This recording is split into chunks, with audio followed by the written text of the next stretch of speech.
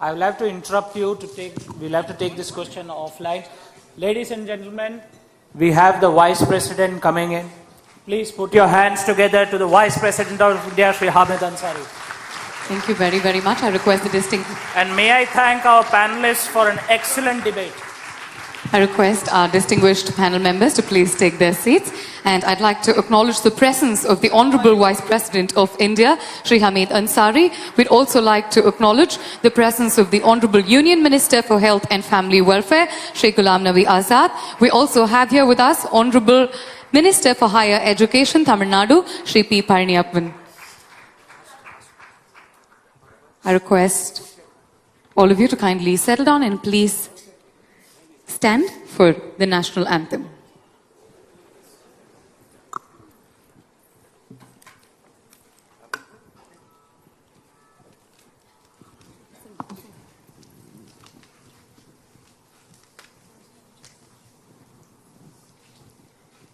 जनगण मन अधिनायक जय हे भारत भाग्य विधाता पंजाब सिंध गुजरात मराठा द्राविड उत्कल बंगा विंध्य हिमाचल यमुना गंगा उच्चल जलति तरंगा तव शुभ नामे जागे तव शुभ आशीष मांगे गाहे तव जय गाता जनगण मंगलदायक जय हे भारत भाग्य विधाता जय हे जय हे जय हे जय जय जय जय हे.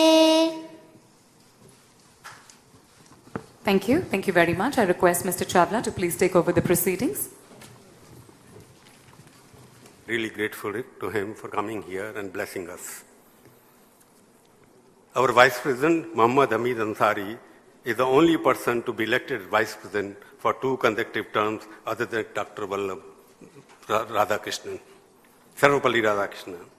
He is a symbol of sage politician, I call sage diplomating also. He has been diligent diplomat who has made India proud with his academic excellence, administrative acumen, and dignified conduct. We are really proud of him that we have got one of the outstanding vice presidents in this point in time.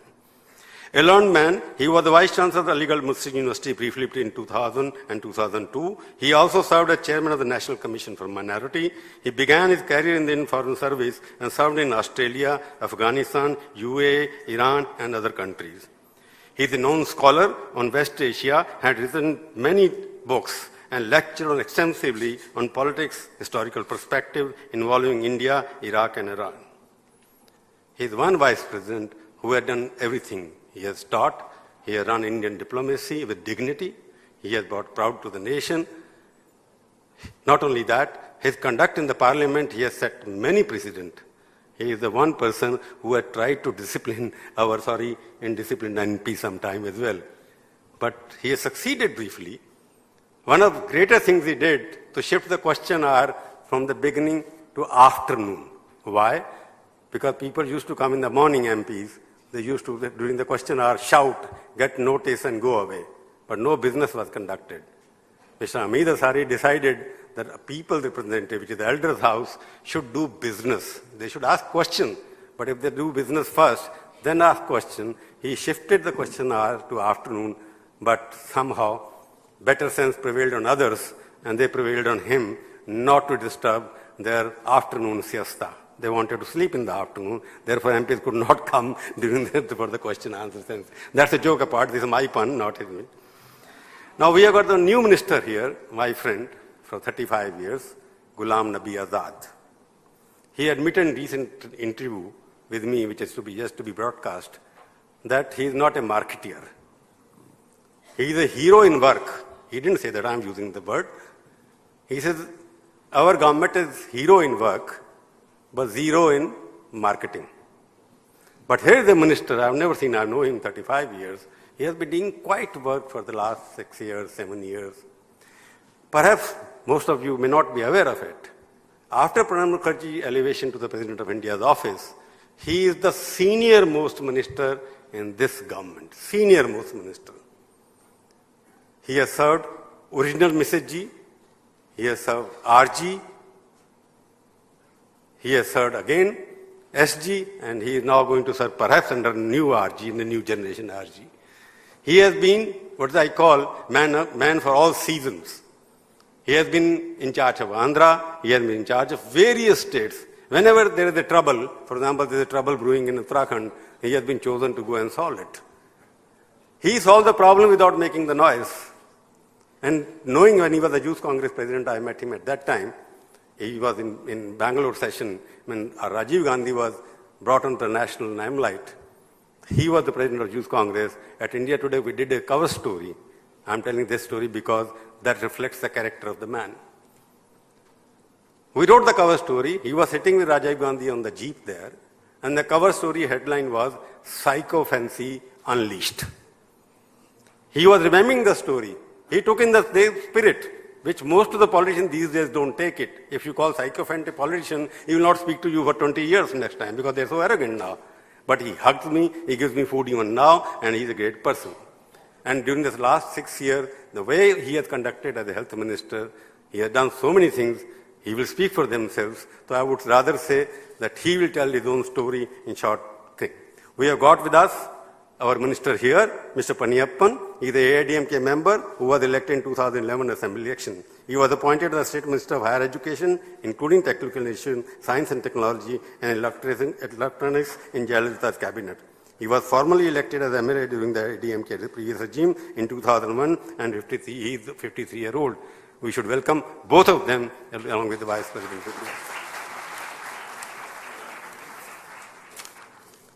Mr. Vice President, with your permission, I'll give you the little brief about what we have been doing here.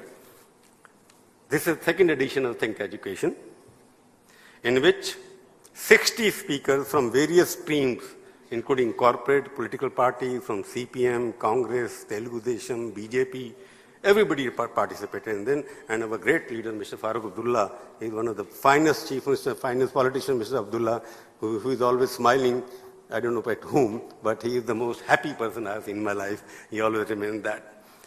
There were 12 panel discussion, a session with HRD Minister Mr. Pallam Raju, very outstanding, and we had an inter-college debate also, in which 8 colleges participated in the debate. They were talking about whether Indian education produces value money makers or leaders. That was the subject of discussion, and we will be giving the awards here also.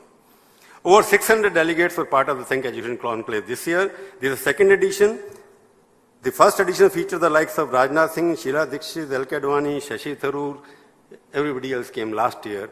They were participants here. It started with Anna Hazare yesterday morning, ending with our Honorable Vice President, Hamid Ansari, as well as powerhouses and policymakers like Pallam Raju, Farooq Abdullah, Arun Shourie, Ghulam, Azad, and so many other ministers who came and participated. Anna Hazare urged people to make their votes count, which we carried the lead story this morning, bringing in change and also pay heed to the call of the primary education. Kiran Bedi, who was here, who spent the entire day with us yesterday, spoke about how nationwide change can start from a single gully or in a Delhi. The session included panels on every single aspect of India's education scenario, whether our national policy needs to be redrawn, whether our systems and policies are too dependent on the West, the status of research and development in our colleges, whether India's education policies are helping women or not. These are the subjects we discussed during the last 2 days. And we have got some resolution which we'll send to the concerned minister. I don't want to, because Mr. Vice President to go, and Delhi is foggy this time, he has to leave. I'll invite Mr. Ghulam, Azad, my friend, to speak for a couple of minutes, say what is the health of the nation. I know the health of his government, I don't know the health of the nation, which he will tell us.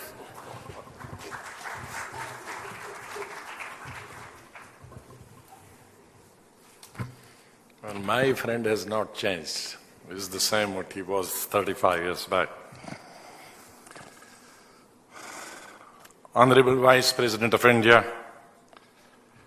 Dr. Hamid Ansari Sahab, Honorable Minister Government of India, Dr. Farooq Abdullah Sahab, Honorable Minister of the Government of India, Mr. Palamarajuji, Honorable former Chief Minister of Andhra Pradesh, Mr. Chandrababu Naiduji,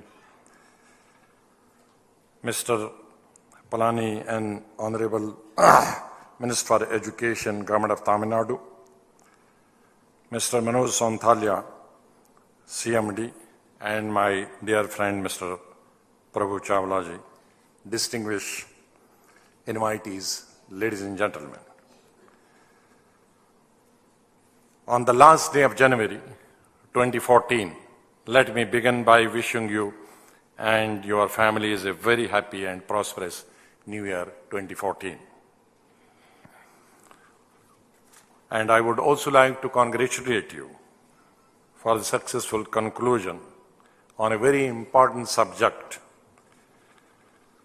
At the end of this conclave, the path on holistic education. And while Mr. PrabhuChawla was going through the names who were part of this discussion and who were speakers, that speaks a lot. Many people belonging to different areas and thinking had come here. I am very happy to be here at the awards distribution ceremony of a very well-attended and keenly contested inter-college debate competition amidst the enthusiastic and energetic youth also. I thank Shri Manoj ji and Shri PrabhuChawla ji for taking this wonderful initiative of recognizing and rewarding talent and merit and inviting me to share my thoughts with you on the path to holistic education.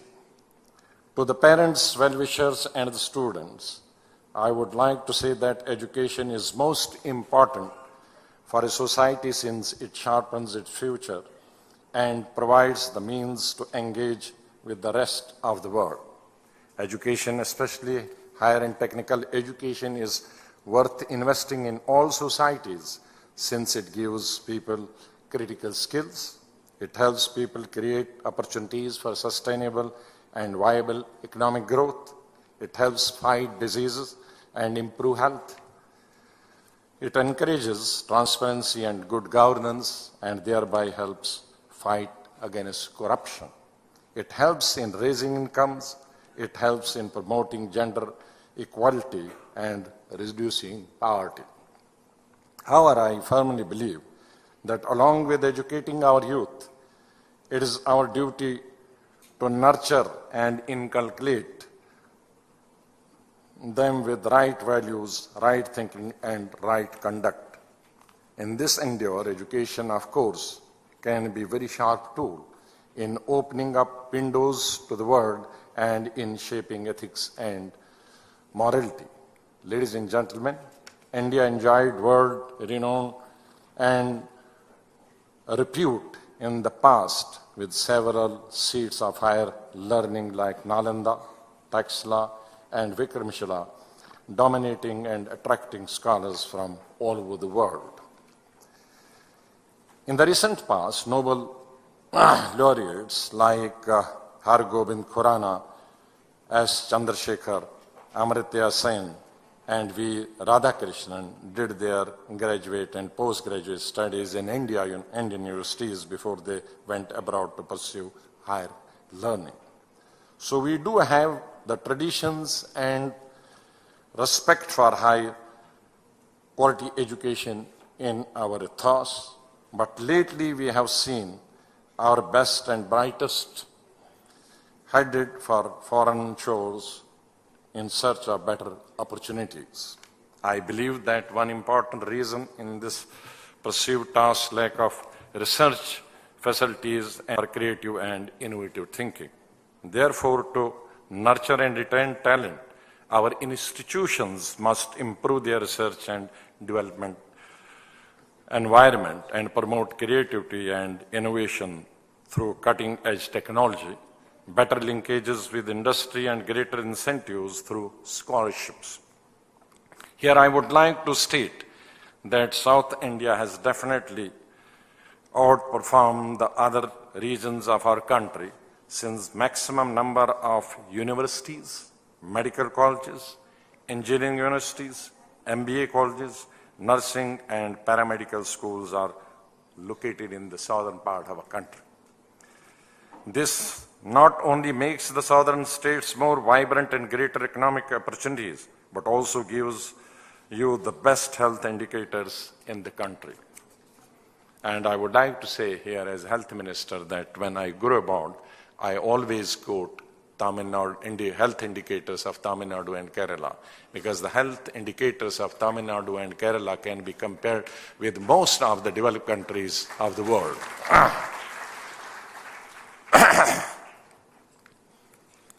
Dear friends, here I would like to touch upon the fact that during the last few years, the growth in the health sector in India has been spectacular, with several initiatives of the health ministry bearing fruit in areas such as polio eradication, maternal and child health, communicable diseases, non-communicable diseases, health research, and traditional medicine.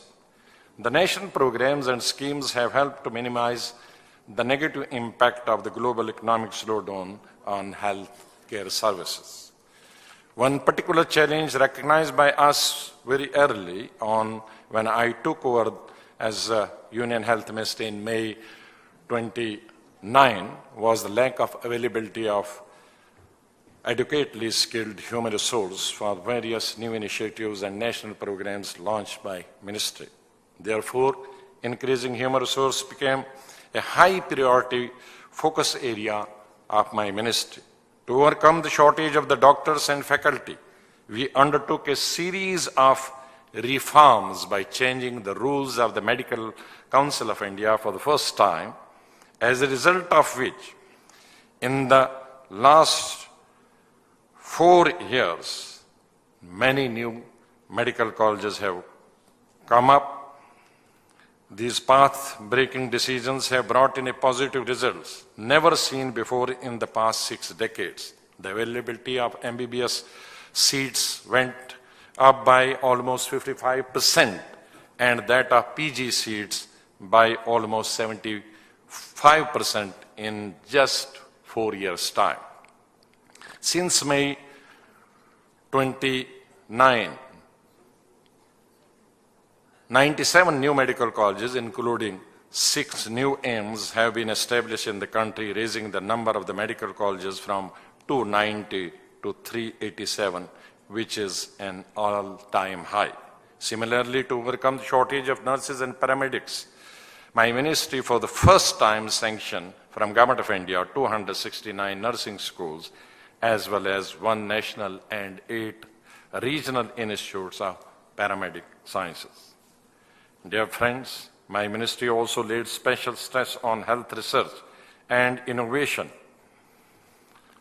And I am extremely proud to state here that during the past 4 years, our ministry, ICMR, which is now headed by a separate Secretary Health Research, the in-house innovation with collaboration with the private industry, we have succeeded in making an indigenous vaccine for swine flu.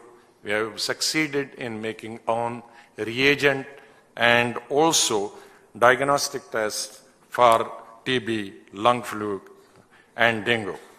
JE vaccine, which we were importing so far, is only about a fortnight back that we have launched the indigenous JE vaccine. So no more we will have to purchase this from abroad. Similarly, a visualizer cancer screening device. This is for cervical cancer. We had to import this from outside for 10 lakh, the equipment. The new equipment which has been indigenously developed by our own ministry without any collaboration with any private industry. This new instrument will be only 8,000 as against 10 lakh which we were importing from outside. And most recently, we have found solution for the STIPs. So far we are using it in the entire country. The way diabetes is increasing in our country, almost every 3rd or 4th person in our country is diabetic. So we have to buy the imported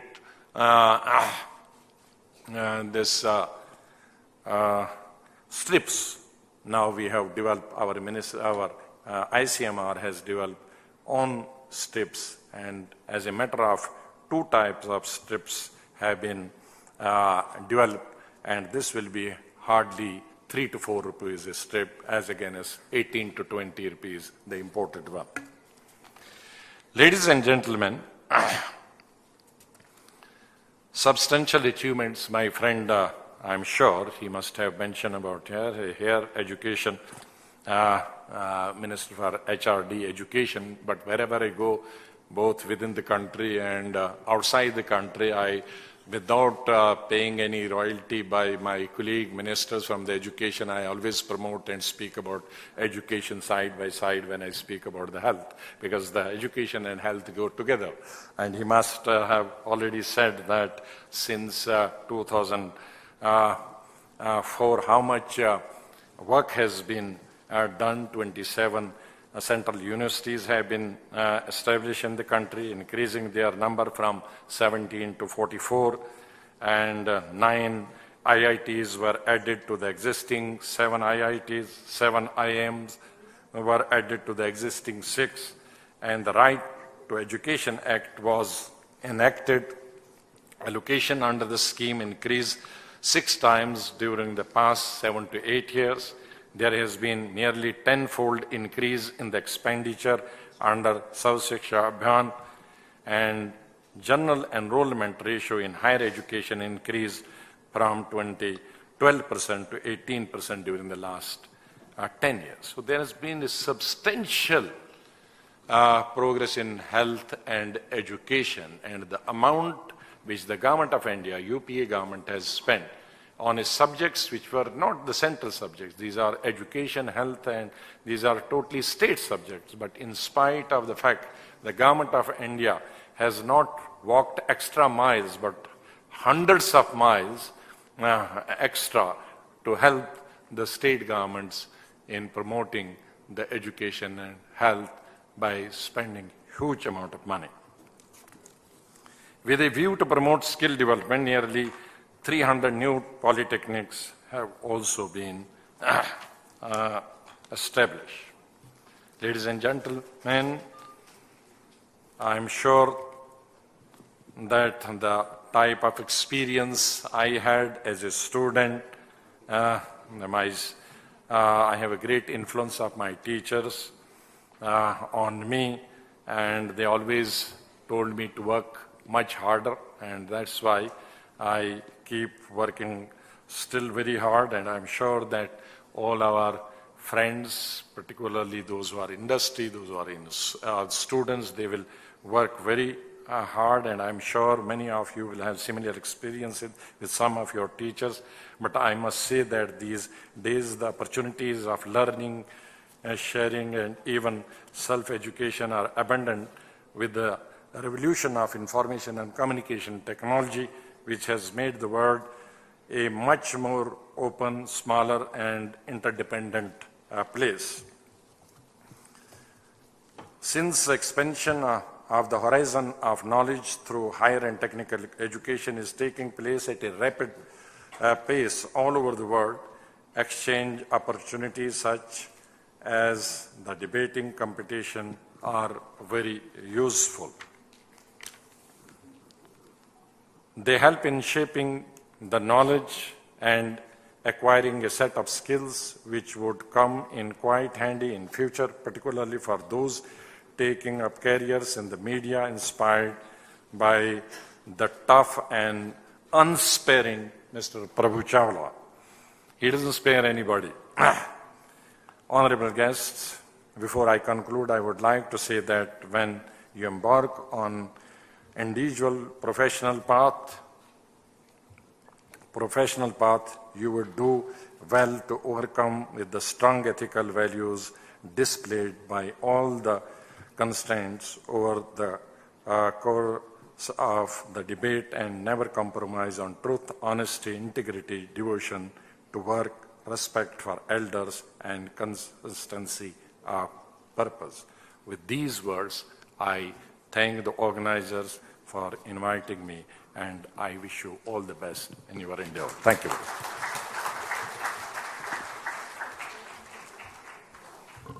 Thank you, Ghulam. Now we have to encourage the youngsters who participate very actively. I'll request Mr. Palyanappan, who is the minister here, to give away the awards to some students. Please call them 5 names.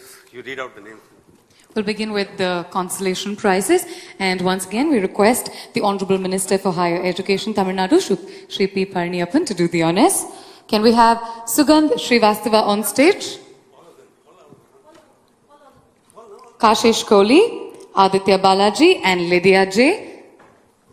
A warm round of applause, if you will, for our students who very boldly and very brightly took part in the debate. Each of them had their points of view and presented it in a clear and concise manner.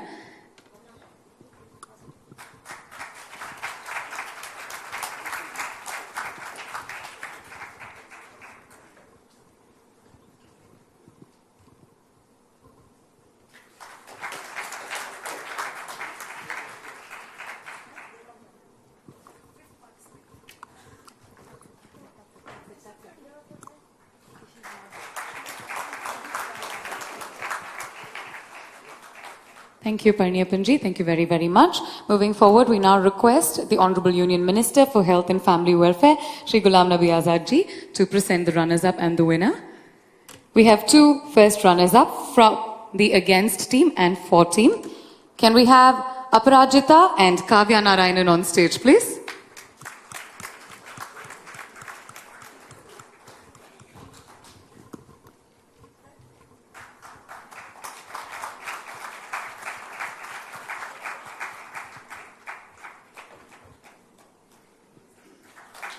And can we have the winner of the inter-college debate, Sanjay Menon, on stage?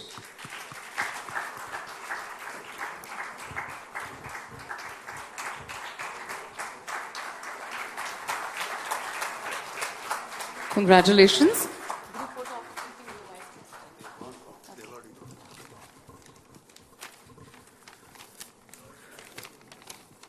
Honorable Vice President, I must tell you what was the topic discussion. Topic was education. They are all saying, the winner is saying, we are producing people of business, not leaders. That was the consensus among the youth. He won the debate that our education produces only business leaders, not leaders in actual sense. Thank you. Now I invite the Honorable Vice President to guide us for our future course of action. Honorable Vice President.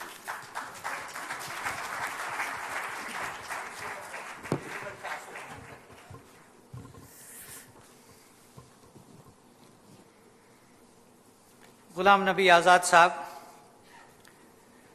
Dr. Farooq Abdullah Sahab, Palum Raju ji, Palyanappan ji, Shri Manoj Sonthalia, PrabhuChawla ji, distinguished guests, ladies and gentlemen, Vanakkam. I thank Shri PrabhuChawla and the New Indian Express for inviting me today to the Conclave to share my thoughts on the path to holistic education. This question and its wider implications are becoming a critical determinant in the progress and prosperity of our country. It is a beckoning challenge that has to be faced. I understand that over the last 2 days, there have been lively discussions on various aspects of education by distinguished panelists from all walks of life. These would undoubtedly provide valuable inputs in helping us chart the way forward. Since I do not have the benefit of all that has transpired in this conclave, this audience would forgive me for talking about education before I talk about holistic education. The impulse comes from the nature of our society, the present stage of its development, the size and structure of our population. It is estimated that over half of our population of 1.2 billion is under the age of 30 years, and that by the year 2020, the average Indian will be only 29 years of age compared to 37 in China and United States, 45 in Western Europe, and 48 in Japan. This would mean that India will have one of the youngest populations in the world. Consequently, the provision of high quality, relevant education for all at primary, secondary, and higher levels, including professional and technical and vocational education, would have to be at the center of our efforts to create an inclusive knowledge society. By the same logic, shortcomings or failure in the effort could transform this potential demographic dividend into a possible nightmare of a ticking demographic time bomb with all its economic and social consequences. The criticality of the problem raises three questions. One, is our educational system in all its segments in a position to respond meaningfully to the requirements posed by the emerging situation? Two, why do we find ourselves in this position? And three, what is the corrective and the time span visualized for it? In regard to the first question, the answer is an emphatic no. It is sustained by candid data in expert reports and civil society assessments. At the primary, secondary, and tertiary levels, facilities have expanded, enrollment has increased, but quality has declined. A principal reason for this is in the inability of the state, principally at local and state levels, to provide physical infrastructure for the new levels of enrollment, as well as failure on the part of all to pay sufficient attention to curricular reform and teacher and teaching quality. The second question unavoidably brings forth a tale of woe. The annual status of education report for the year 2010 posed a question. Is the child who enrolled in first standard in 2006 and who has reached standard 5 today in a better position than his or her counterpart who was in standard 5 in the year 2006? The report's answer was that the impact of 5 years of schooling on the child who entered in 2005 is not much different from that on the child who entered standard 1 in 2001. If anything, the ability to read seems to have dropped over the 5-year span. The report concluded that unless there is focus on improving measurable learning outcomes, they do not change.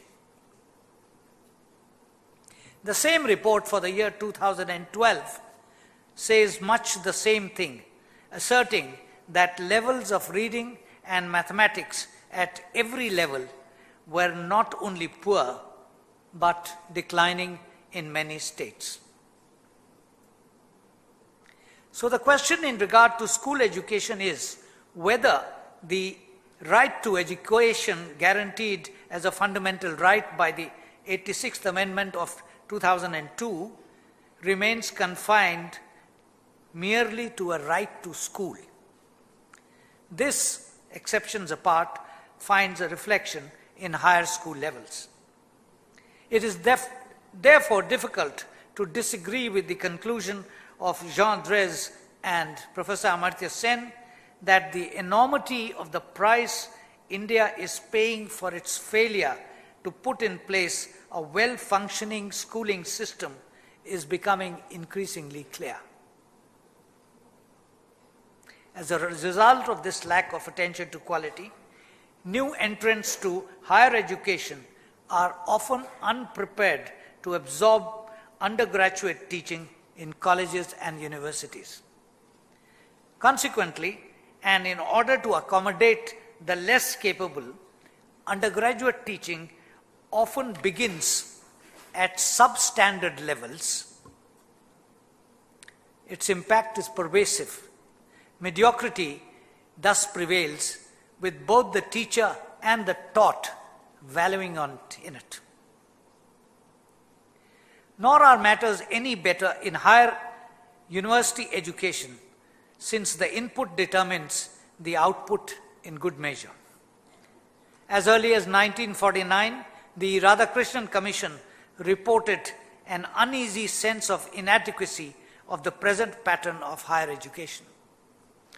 Almost 6 decades later, in 2007, the National Knowledge Commission found the existence of what it termed a quiet crisis in higher education that runs deep. It concluded that the time has come to address this crisis in a systematic and forthright manner. The overall impact of the resulting picture is adequately reflected in the various employability assessments in the public domain, as also in the modest quantity of scientific research emanating from institutions of higher learning and research. In response to the third question, therefore, the candid answer lies in admitting the need for far-reaching correctives in the education sector in a time-bound manner, perhaps no longer than 4 to 5 year period. This is a societal and economic security imperative that cannot be evaded.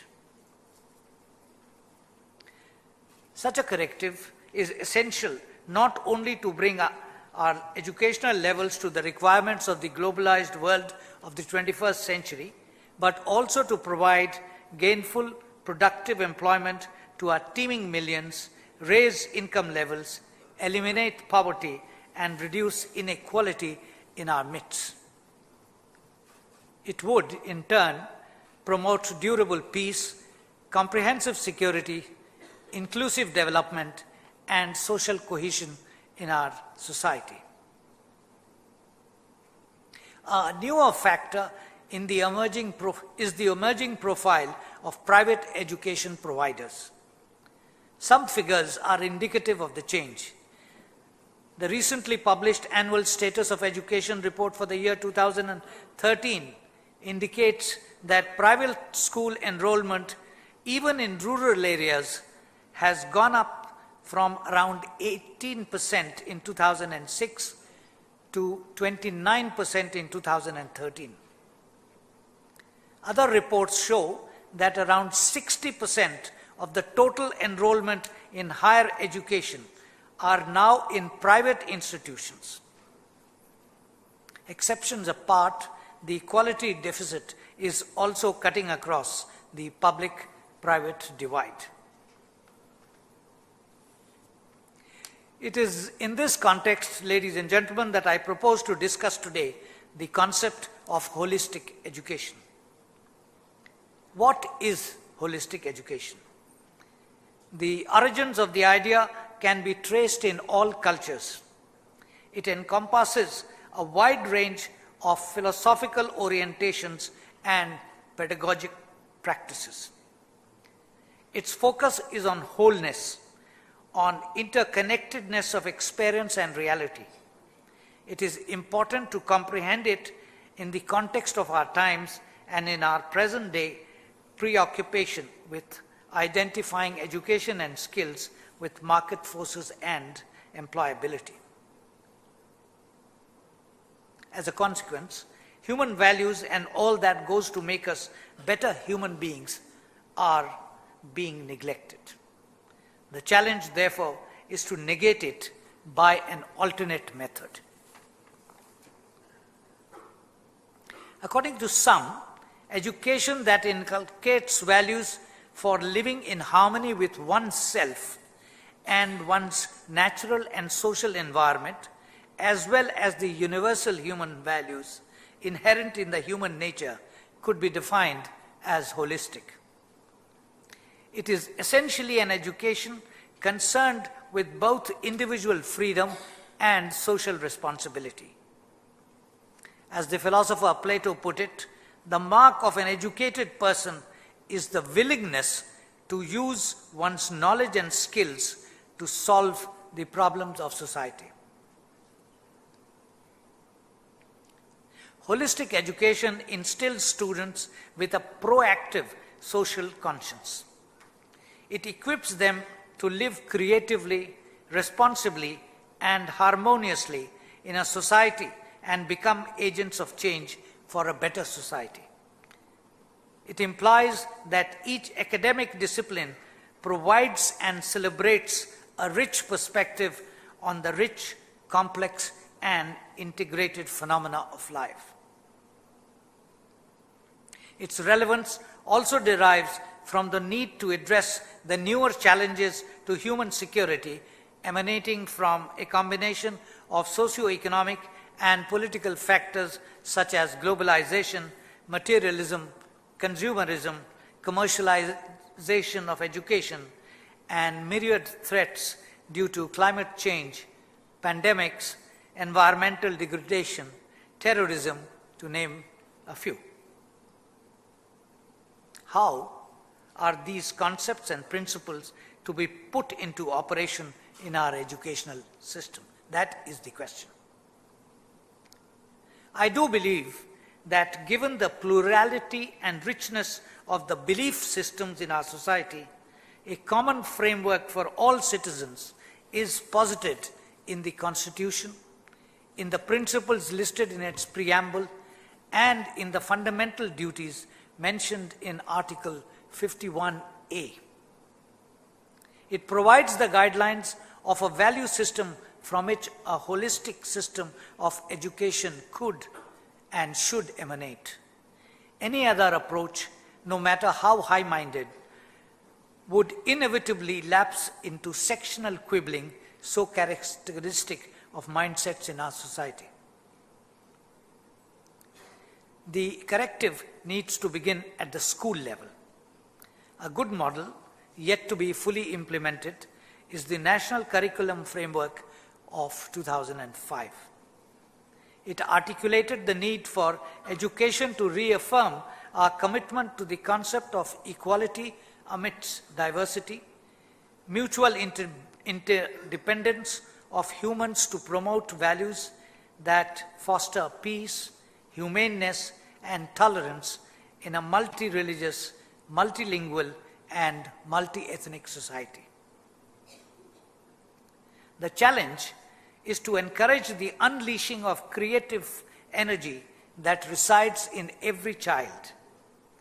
The child is a born and natural learner whose own initiatives can be used as a resource by an imaginative teacher. A prerequisite is to make the child free of fear, trauma, and anxiety, and help the child to express views freely. It is at this stage that the seeds of scientific temper, humanism, and curiosity can be inculcated and carried forth in middle and senior school levels and beyond it to college and university. A critical aspect of correctives pertains to teacher quality, teacher training, and teacher commitment. Much has happened to discredit a once noble calling in our society. It has been said that no person can be a good teacher unless he or she has feelings of warm affection towards the pupils and a genuine desire to impart to them what the teacher believes to be of value. A commitment to professional calling and feeling of intellectual independence and conscious avoidance of prejudice is thus essential. Needless to say, such a far-reaching corrective would be successful only if it has the cooperation and support of parents, guardians, and community members. The capacity to think and to make choices has to be inculcated in all, along with a desire to excel and a reluctance to forsake mediocrity. Helping students learn to appreciate, demonstrate sensitivity and skills in fulfilling their share of responsibility as citizens towards the shaping of a better society is an important national objective. Our educational system would therefore have to vigorously promote and instill in our youth and students the ideals embedded in our Constitution so that they become better and more responsive citizens of tomorrow. It should, at the same time, be unambiguously clear that our objective is good education with holistic content rather than the verbiage of the latter as a substitute for the former or an excuse for its shortcomings. We have the potential to achieve it given the resolve and commitment by all concerned. I congratulate the organizers of this initiative and venture and hope that it would further the debate on this crucial aspect of our national life. I thank PrabhuChawla ji once again for inviting me. Jai Hind. Thank you. Thank you very much for your wonderful address. I now request our Chairman and Managing Director, Mr. Manoj Kumar Santalia, to present a memento to our Honorable Vice President as a token of our gratitude. We're delighted to have you here, sir, and it has been a true honor to have and share this wonderful moment with you. Thank you for being here and making this day all the more special to us. We'd also like to request Mr. Manoj Kumar Santalia to present a memento to the Honorable Union Minister for Health and Family Welfare, Shri Ghulam Nabi Azad ji. He will also present a memento to the Honorable Minister for Higher Education, Tamil Nadu, Shri P. Parniyappan. Thank you all once again for joining us, and I request Mr. Chawla to move forward and render the vote of thanks. We have very little time, so no formality. Thank you very much, Honorable Vice President, for giving your highly educative and informative perception and perspective on education and the challenges which lie ahead of us. I thank Ghulam Nabi Azad, Farooq Abdullah ji, Pallam Raju, Mr. Parniyappan, all of you coming here and gracing this occasion with your presence. It has been a wonderful time for us. We have learnt a lot, and with your guidance, we'll take the education forward next time also. We must also thank our sponsors who have made it possible: Airtel, Shastra University, Air India, Vasan Eye Care, JP Group, Galgotia University, Yes Bank, Genesis Global School, Supertech University, IndusInd Bank, BBD University, KIT University, Ghulam Educational Trust, World Technical University, and ITC Hotels, and CNBC, and CNN IBN for our media partner. Thank you very much, all of you. We promise you we'll be back here next year on 9th and 10th February 2015. We'll participate once again and take the education system forward. I request Farooq Sahab and Pallam Sahab to come on the stage and join the national anthem, please.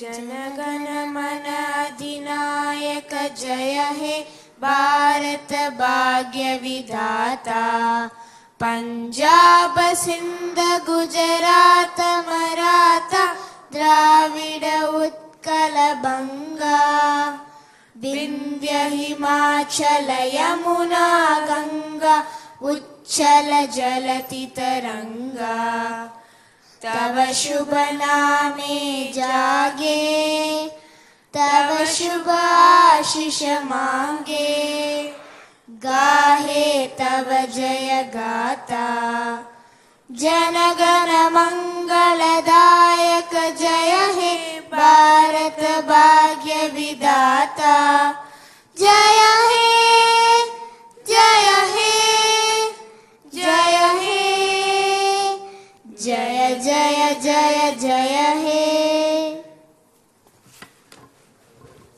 Thank you very much.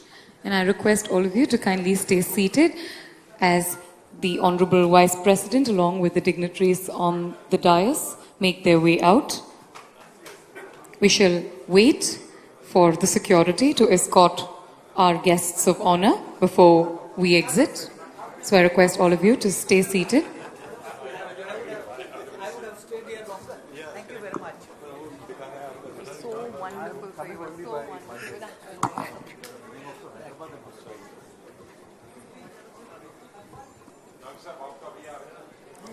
Once again, I request all of you to please stay seated as the guests of honor make their way out.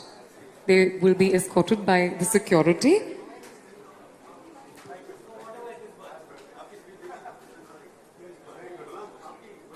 We request all of you to kindly be patient.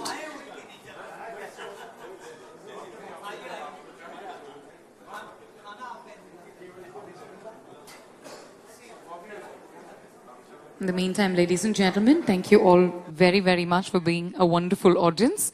And we hope to see you next year. Have a wonderful evening. This is me, Bhavna Balakrishnan, signing off. Good night.